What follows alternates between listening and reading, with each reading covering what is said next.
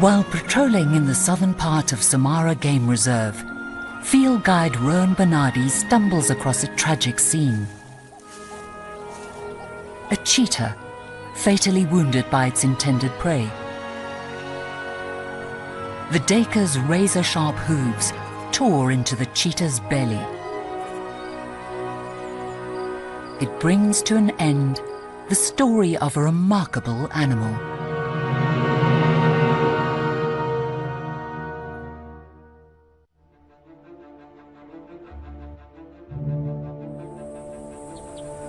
A young cheetah moves cautiously through the grasslands of the Northwest Province in South Africa. She has recently left her mother's home range and moves east.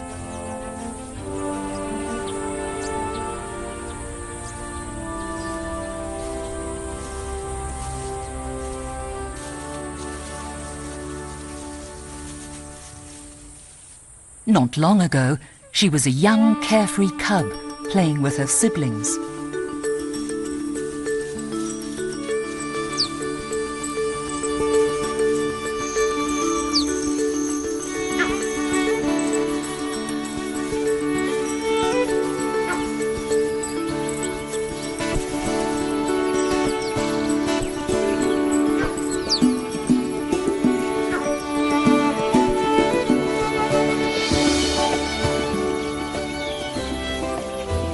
Although it seemed like random play, this romping was necessary for her survival in later life.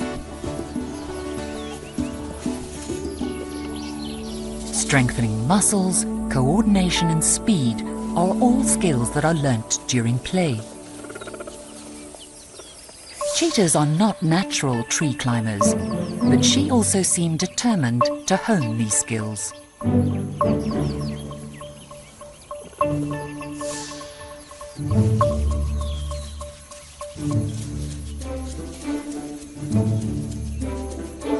Their mother often left the cubs alone while out hunting.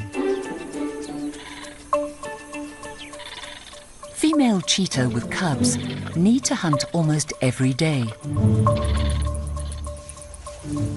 She would be gone for many hours, leaving them alone and vulnerable. The young cub is already fast, at 5 months able to outrun other adult carnivores.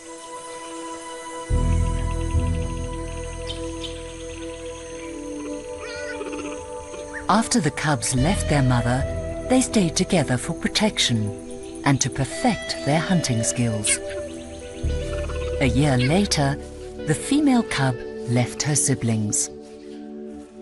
Males from the same litter often stay together in a coalition to hunt. But females are solitary, and so she moved off by herself. Instinct drives her east, away from man and the destruction that humans leave in their wake.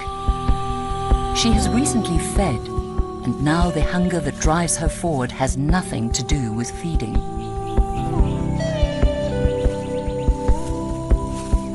She will try and find a male, but only long enough to mate.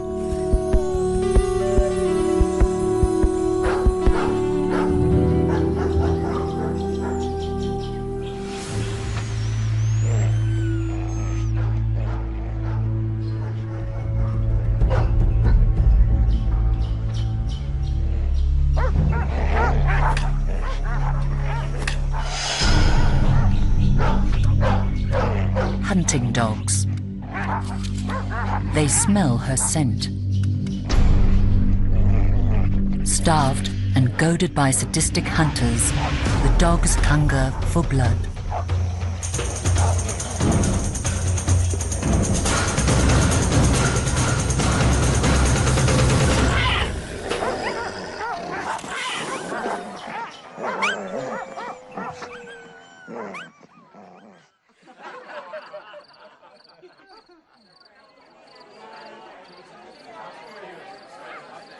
Captured and confused.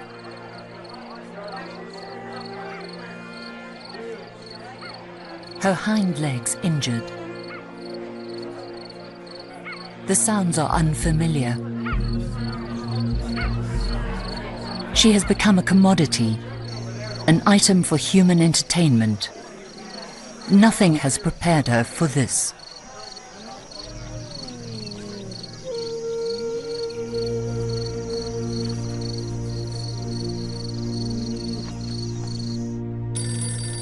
The Anne van Dyck Cheetah Center gets an urgent call. A woman calls reporting a wild cheetah that has been badly mauled and is being kept in captivity. Your name and your surname, please. Staff at the center immediately spring into action and gather the necessary equipment they will need. Specialist veterinary surgeon Dr. Peter Caldwell is called, as they are not sure what condition she'll be in.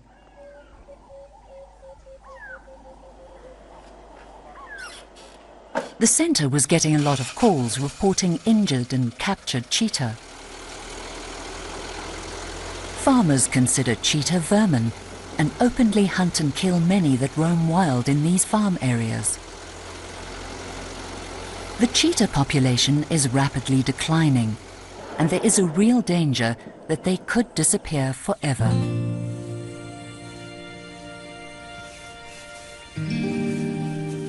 The Anne van Dyck Cheetah Center has received international recognition for the work being done to help save the cheetah from extinction. Situated in the northwest province of South Africa, the center was founded in 1971 by Anne van Dyck. They initiated a captive breeding scheme and to date have successfully bred more than 800 cubs. The center's founder, Anne van Dyck, has a great compassion for cheetah and believes that mankind and this magnificent cat are naturally and emotionally connected. It's an animal that has been with man for so many centuries. I mean, it's millions of years that the cheetah has been with us, and I think it will be a great, great pity if it doesn't survive for another million years.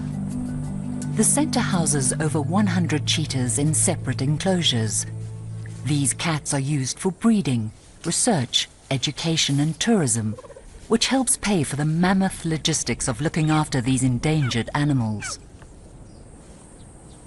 To combat illegal hunting and captivity of these magnificent cats, the Anne van Dyck Cheetah Center offered a cash reward for information leading to the rescue of a caged or injured animal. It worked, and the calls came streaming in. It was one such call from a woman who wanted the reward for a new kitchen that prompted the center to dispatch the rescue team. They discover a weak and badly mauled animal, thrown in a cage and left for dead.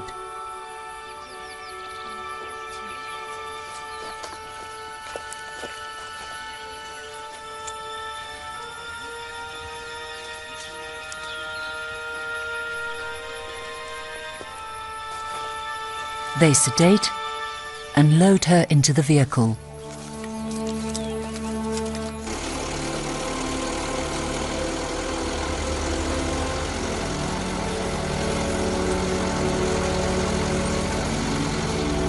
The team return with the damaged animal. It's not only her body that is broken, but her spirit too. Her chances of survival are slim. Once in the operating theatre, Dr. Peter Caldwell wastes no time in getting to work. Cheetah is attempting to repair her damaged tendons, a procedure never before undertaken on a wild animal. He spends 5 hours trying to save her life.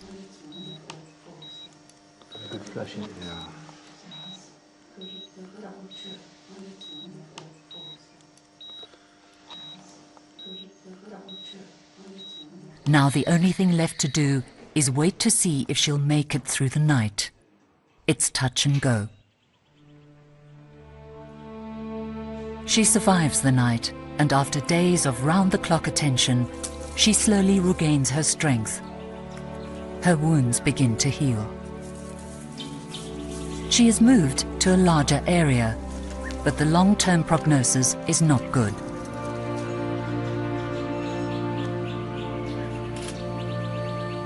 This wild-born cat will probably be confined to an enclosure for the rest of her life. The operation was only the beginning. The real test is if she can get up and learn to walk again.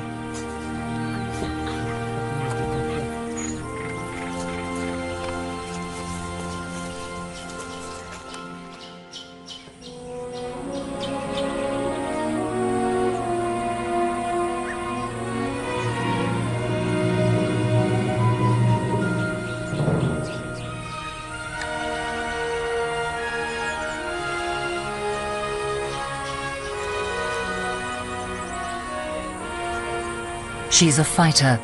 She keeps trying.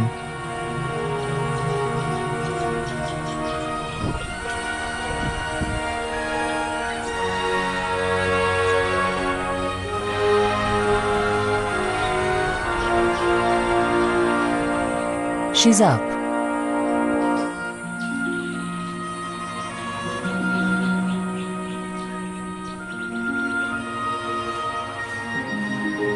And walking.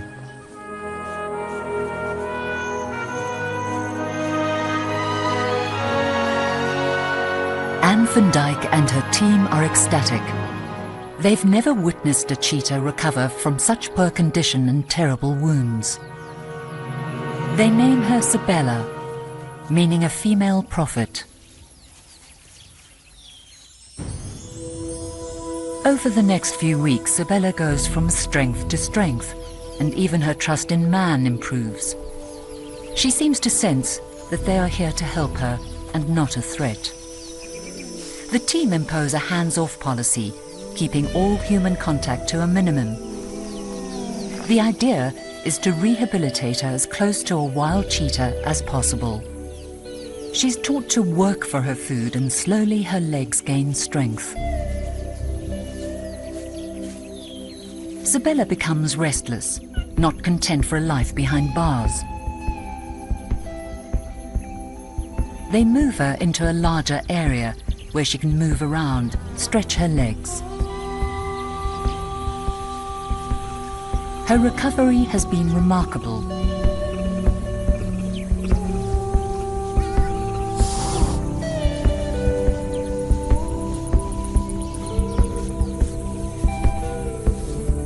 Sibella is truly a fighter. They feel she should be given a chance to live in the wild again. Now they just need to find somewhere willing to have her. Then an inquiry from an unexpected place. A place that had not seen a cheetah in over 100 years.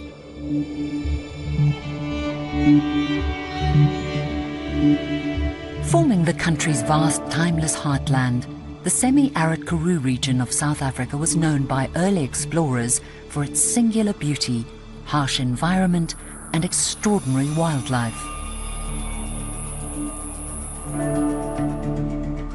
Early inhabitants, the Khoisan, called the Great Karoo the land of great thirst. In the middle of these ancient plains, surrounded by an amphitheater of purple mountains, lies Samara Game Reserve, land of serenity. Most of the last 100 years, this semi-desert land has been stripped of its wildlife, replaced by sheep, goats, and agriculture. This was until naturalist couple Mark and Sarah Tompkins discovered the true magic of the area.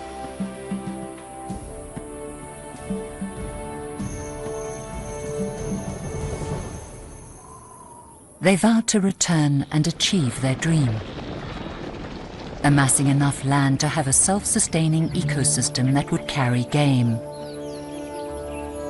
The herds of antelope that used to inhabit this area, and the predators, to keep the balance that helps maintain these fragile ecosystems. They bought 11 old livestock farms, tore down the fences and returned the land to its wild state. Now, 70,000 acres later, great herds once again roam the Great Karoo, and Samara Game Reserve was born. The next step was to bring back the Great Karoo's most iconic predator, the cheetah.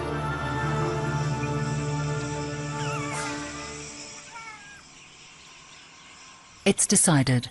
Sibella's new home will be Samara, and very quickly the wheels are put in motion. Transporting cheetah across provincial boundaries is restricted, so the necessary permissions and permits need to be obtained. And then a stroke of luck. Yes, The Battleurs, thank you very much. an aptly named animal flying service, volunteer to transport Sibella to Samara. They have flown many wildlife mercy missions across Africa. The miracle cheetah leaves for a new home and a new life. Joining Sibella are 2 wild males, which have been brought in from South Africa's Limpopo province. The dream is that Sibella and one of the males will mate. Sarah and the Samara team wait anxiously. They know it's a gamble and understand Sibella's chances of making it in the wild are slim.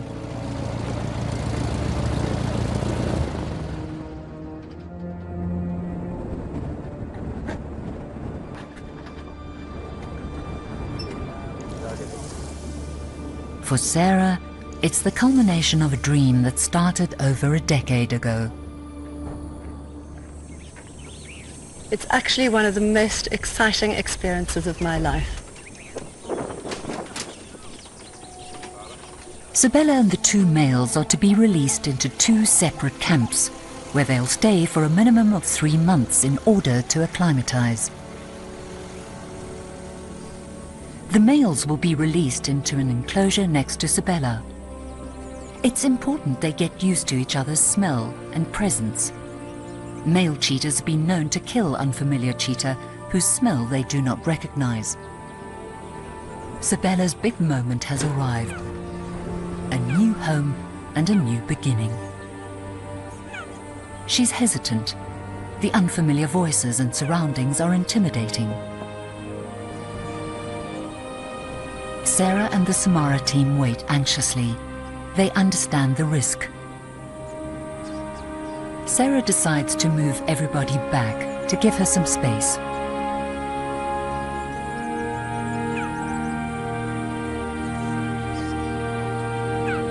Finally, she's out and one step closer to being a wild cheetah once more.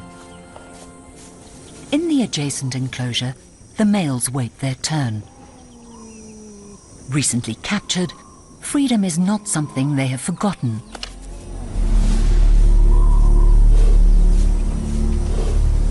Immediately they catch the scent of a female close by. Just a fence separating them. It's important that the cheetahs not only become accustomed with the sounds and smells of their new home, but also they need to familiarize themselves with each other. Simply thrown together without this habituation period could end in disaster.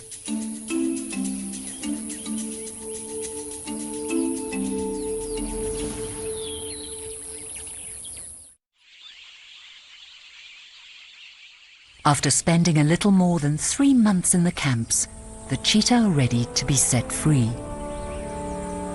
Sibella is released first. It's important that she lays claim and marks her territory before the males are allowed out.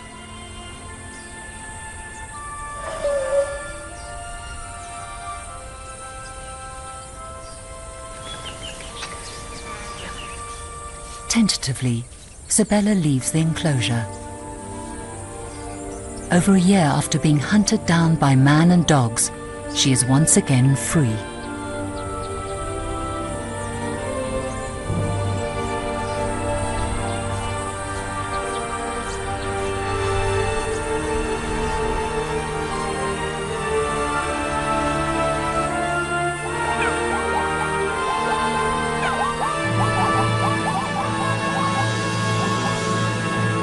Sibella becomes the first wild cheetah to set foot in the Great Karoo for over 100 years.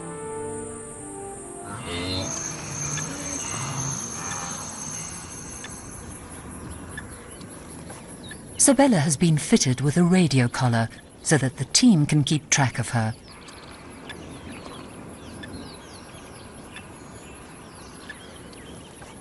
The collar is light and does not affect her natural behavior in any way.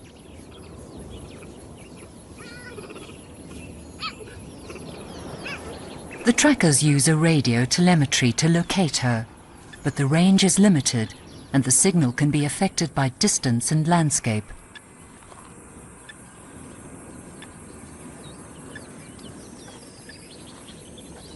The terrain at Samara is vast and hugely varied, meaning the trackers often have to resort to old-fashioned techniques. It's important they keep track of her, as they are not sure if she'll be able to fend for herself. There's also the risk of her escaping and making her way onto neighbouring farms.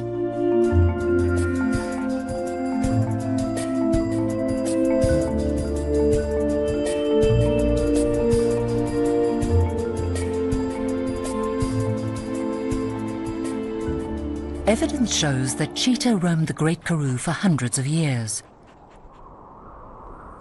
They shared this space with the last of the Stone Age people and the oldest tribe on Earth, the Khoisan, who roamed here in Samara's craggy hills until the 18th century. In a shelter found at Samara, the only known rock painting of a cheetah, dating back thousands of years, are evidence of how they shared this ancient land. Towards the end of the 18th century, settlers inhabited the land, erected barbed-wire fences, and turned it into farmlands, chasing both Khoisan and cheetah further north. Now, the cheetah has returned.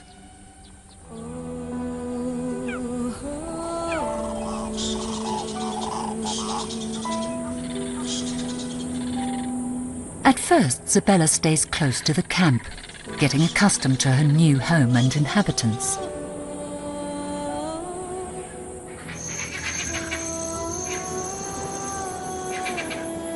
They also need to get used to her.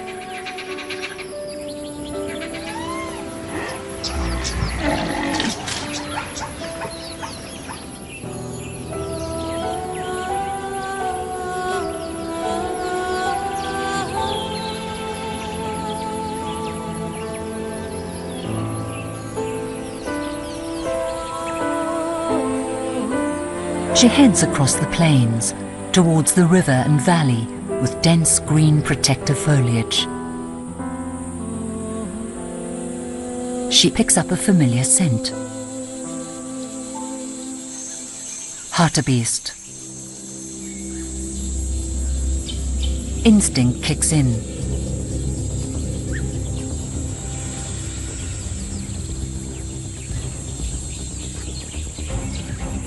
She edges towards the smell, hunger driving her forward.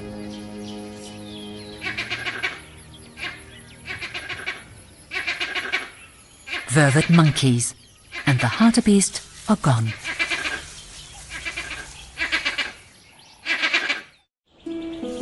Sibella climbs up Samara's high mountains towards the plateau grasslands above.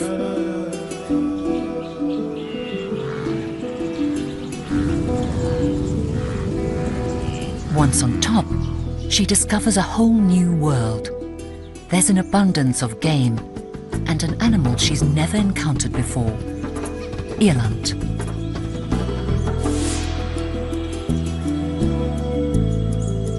They are still far away. They are large, too big for a lone cheetah. They're also alert, and they're off before she can get within striking range.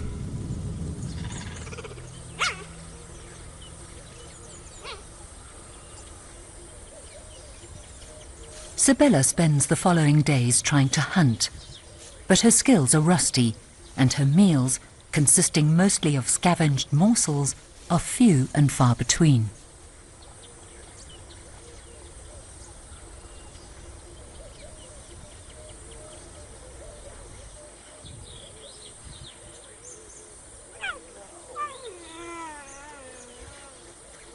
She is hungry. She will need to catch something soon.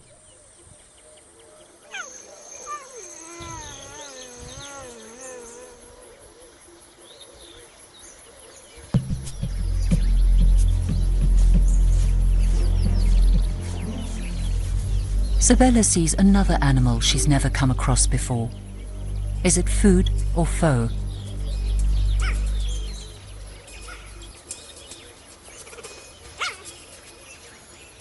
This strange creature hustles forward, scratching at the ground. It's an aardvark.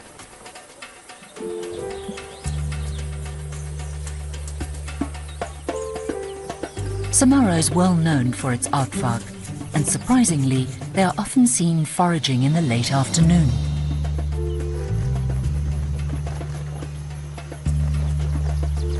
Very little is known about these secretive creatures. Normally, they only come out at night, scratching around for ants in the dry season and termites when it's wet. The aardvark senses Sibella is watching.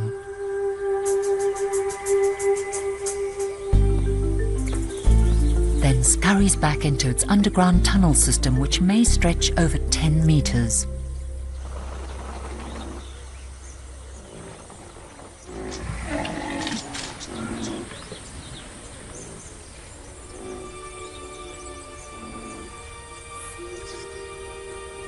Sibella has now been roaming for more than 10 days and has not managed to catch anything substantial. She finds an old rabbit carcass.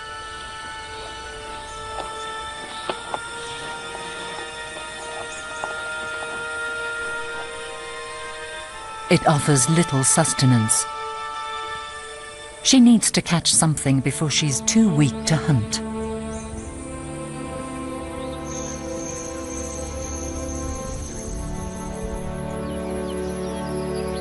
Cheetahs generally need to hunt every 2 to 3 days. Sibella is getting weaker. Warthog.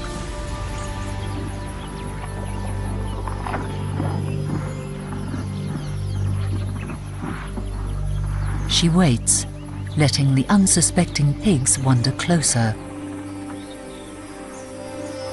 They sense her presence.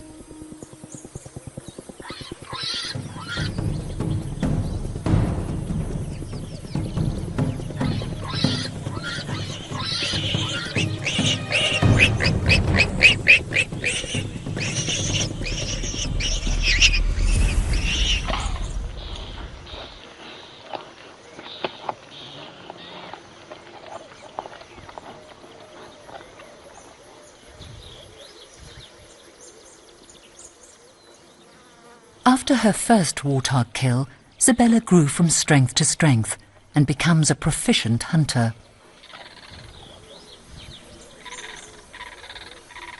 She is fast, agile and strong and is adapted to the Karoo terrain superbly, often using the thickets rather than the plains to hunt. Her favorite prey item is kudu, but she easily caught other prey like ostrich and duiker. She could now be classified as a true wild cheetah.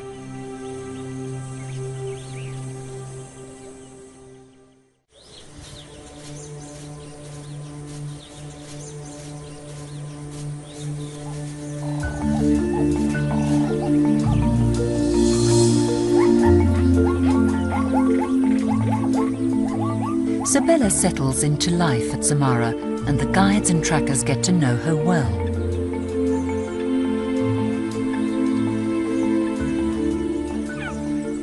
Despite her traumatic experience at the hands of man, she seems to enjoy their company and tolerates their presence. Rowan Bernardi, a field guide at Samara, develops a love for Sibella, and while on patrol would follow as she traversed her territory. Despite spending his entire life in the bush, he had never come across a cheetah before.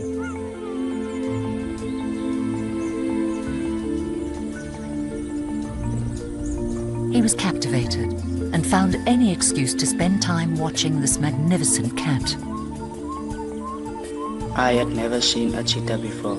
I just fall in love with this cat, and I need to look out for her.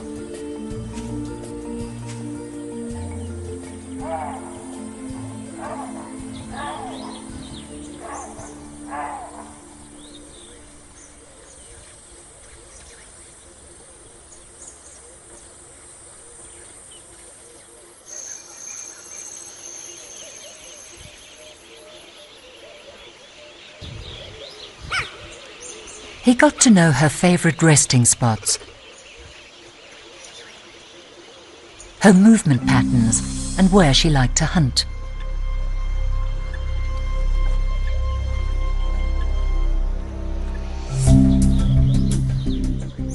Though Rowan followed as closely as he could, keeping up with the fastest land mammal is near impossible.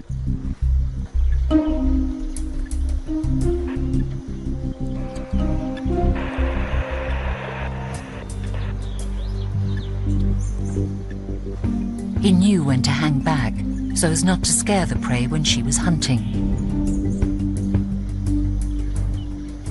She wasn't too worried by his constant presence as he observed her everyday movements.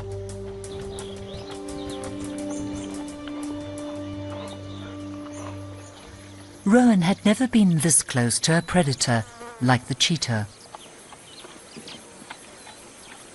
He was fascinated by her behavior.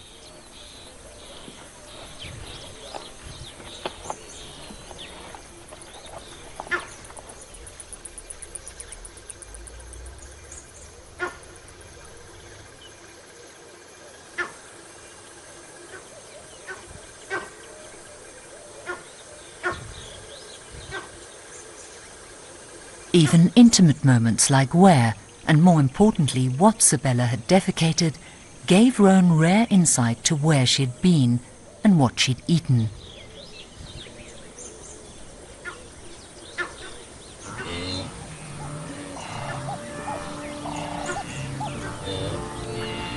He was amazed at her indifference to large and dangerous animals, animals that Rowan knew to be aggressive and had to avoid at all cost.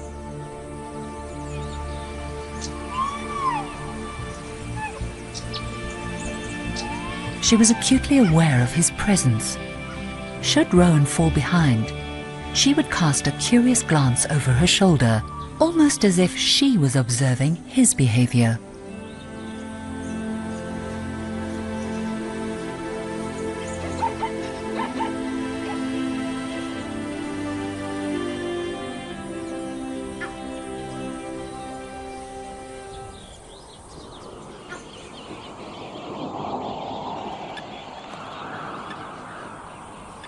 Then Sibella disappears. She often would not be seen for days, hiding in a crevice or even in a cave.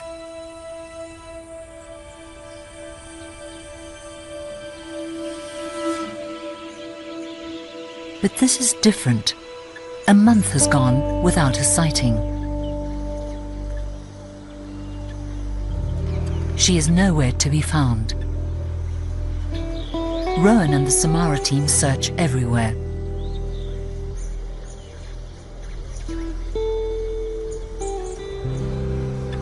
They fear the worst.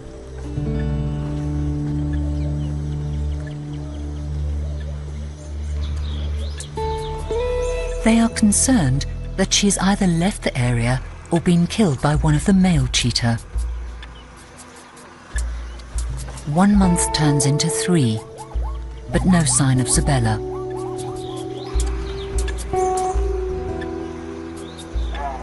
They finally come to terms with the fact that she is gone. I couldn't believe she was gone.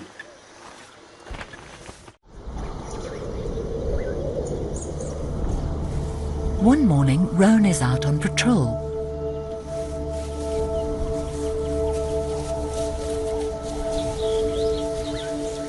He sees a movement in the thicket.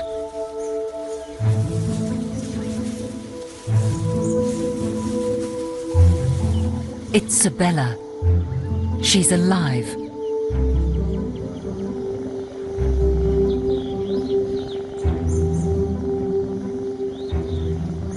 But something is wrong. She's not moving, just watching him closely. Rowan moves closer.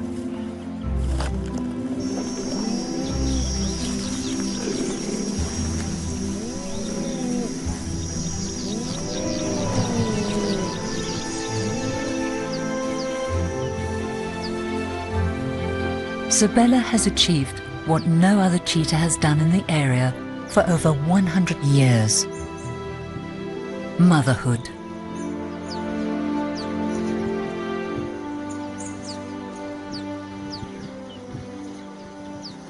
Carolot's coming. Yeah, I've located the cat just below Eagle's Rock. Yeah, she's fine and healthy.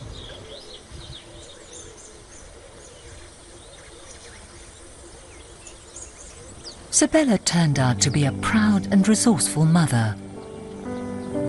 Although ever careful, she never seemed to forget her human guardians and would proudly display each new litter.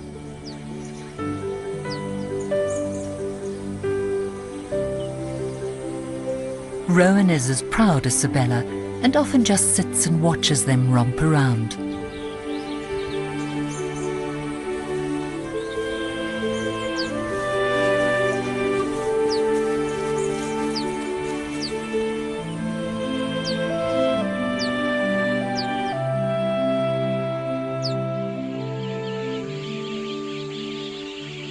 Few cheetahs in the wild survive longer than 8 years, but Sibella was now 12. Over the years, she had become world-renowned and press from all over the world came to see her. Newspapers, magazines, radio and television shows followed the progress of the miracle cheetah and reported on each new litter of cubs as they were born.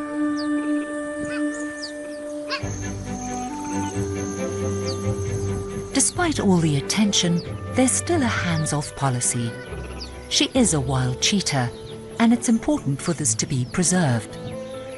She seems to enjoy the attention, and often when a group of tourists come looking for her, she'll allow herself to be seen.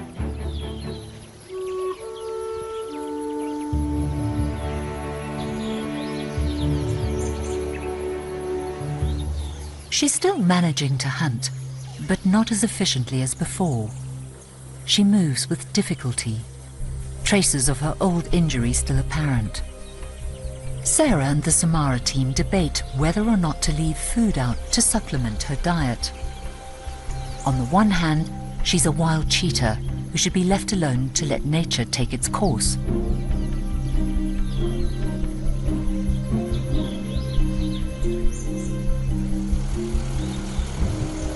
On the other, she's become a world-famous cheetah with tourists from all over the world coming to see her.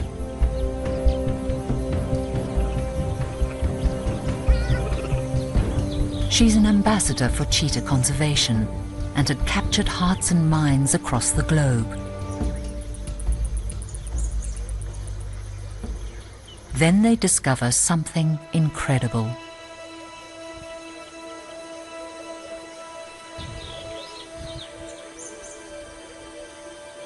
Chili, one of her cubs, now a young adult fending for herself, was actually leaving some of her kill for Sibella to feed on.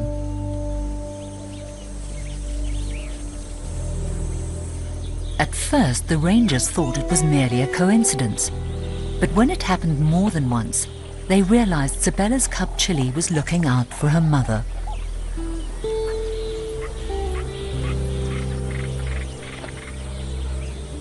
Female cheetah are solitary animals, and communal family behavior in adults was unheard of.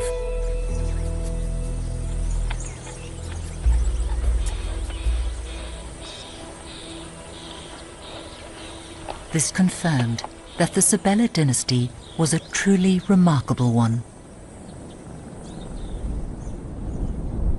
It's a warm day in early September. Rowan's out looking for Sibella.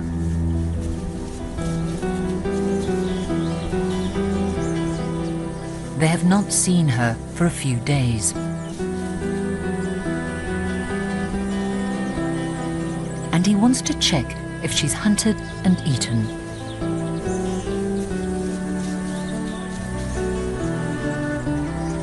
He goes to all her favorite places.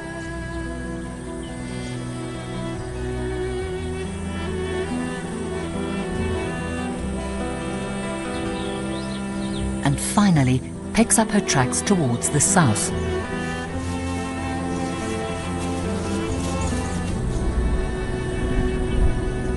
He knows that's her favorite hunting place, the flat plains scattered with thorn bush.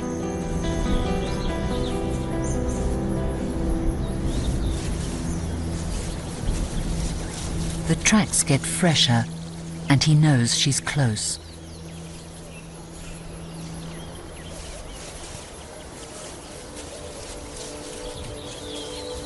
Then, walking towards an acacia, he spots her.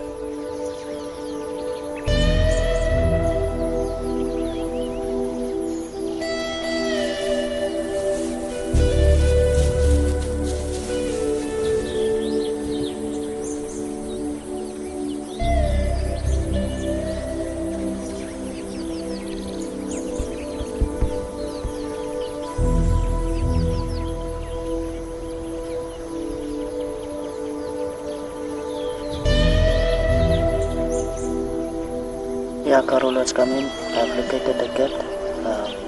She's dead. She lived and died a wild cheetah.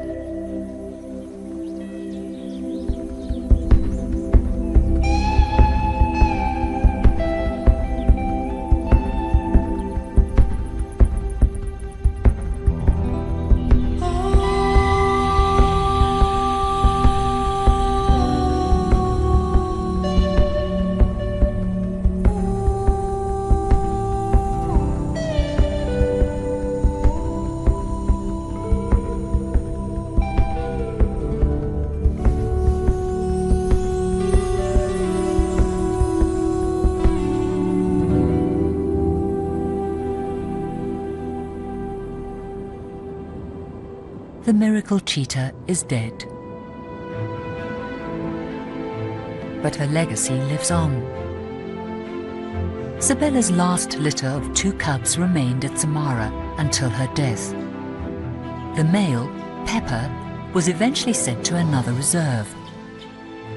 Her descendants are currently on 15 different reserves and national parks across South Africa.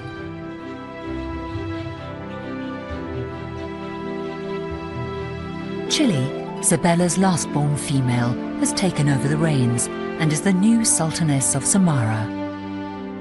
She patrols the plains like her mother did before her, and ensures the legacy lives on.